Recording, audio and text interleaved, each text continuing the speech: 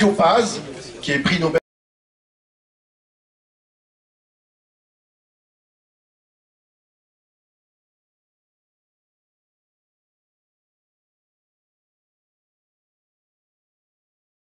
Où est-ce que la modernité ne se trouve pas au Mexique même?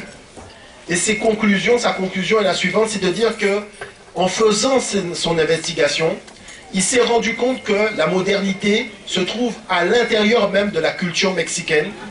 C'est la plus lointaine antiquité du Mexique et c'est aussi le présent. C'est la même chose pour l'Afrique. Vous voyez, la modernité, il ne faut pas aller la chercher ailleurs. L'Afrique n'a pas à rattraper l'Occident. Parce que, tout simplement, l'Afrique était là avant l'Occident.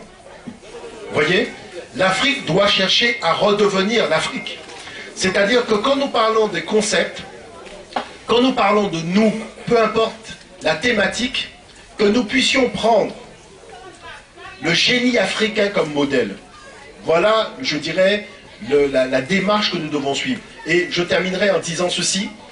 On dit par exemple que Descartes est celui qui a introduit la notion de la rationalité dans la pensée occidentale. C'est lui qui a dit que toute connaissance peut être, tout ce qui existe dans l'univers peut être appréhendé par les mathématiques. Il faut savoir que dans le passé de l'Afrique, à l'époque de l'époque pharaonique, il y a un texte dont le titre est « Comment l'existant vient à l'existence ».